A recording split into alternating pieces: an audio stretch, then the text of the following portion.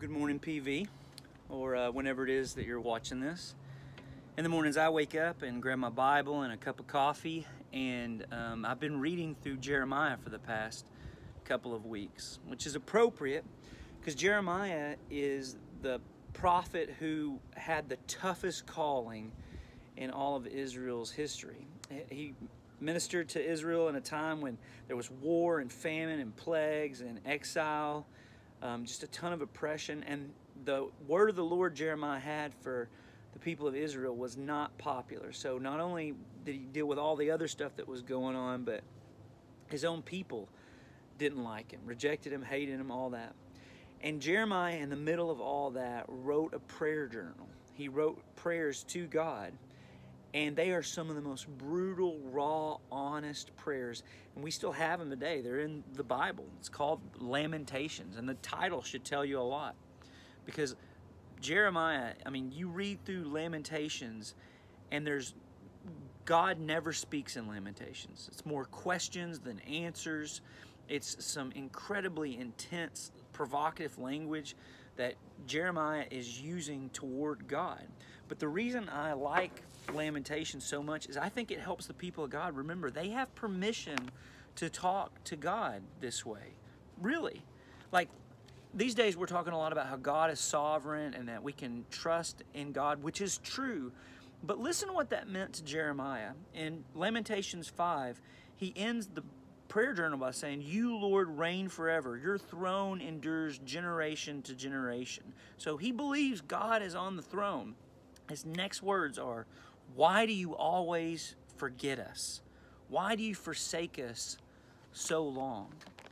Jeremiah, the book of Lamentations, is where we get some of our greatest hymns, like "Great is thy faithfulness," the mercies of the Lord are new every morning, because here's what Jeremiah knows that I think we can sometimes forget.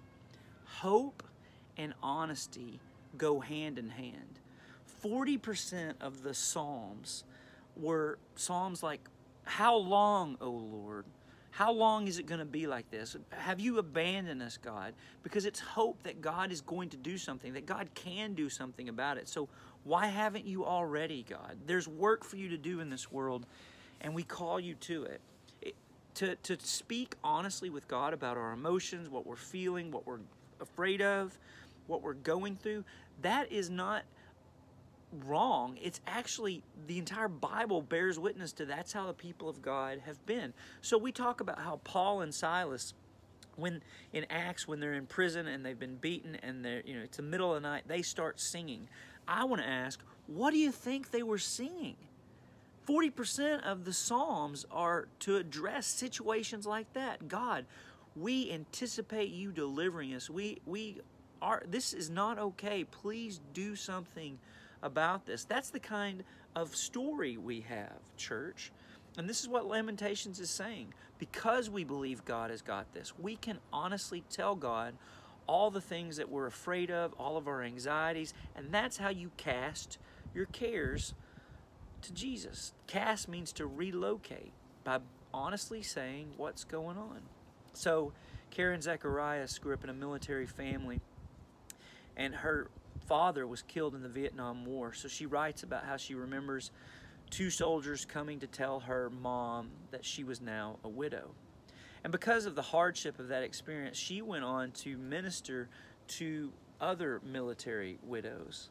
And she tells a story in one of her books about how the Marines were going to inform a widow who did not know she was a widow yet.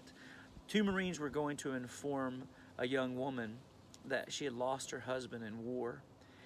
And when she answered the door and they began to talk, she began to scream. And she started to beat on the chest of the Marine who was telling her this horrible news. And then she stepped back and slapped the Marine. I don't know about your experience with Marines, but I have a brother who is a Marine, and they're not known for being cuddly or having a good sense of humor. But Karen Zacharias says, do you know what that Marine did when that young widow slapped him? Absolutely nothing. Because this is what strength looks like. to lament, to protest about the way things are going on, the COVID-19, the virus that is going around, to lament that we're afraid, that we want God to do something, that is not thinking poorly of God. It's trusting in the sovereignty and the strength of God. And by the way, He can bear it. That's the kind of God we have. He knows already. So I encourage you today, share your honest feelings and anxieties with the Lord through this. He is more than big enough to be able and handle it. Until next time we're able to see each other, PV, grace and peace.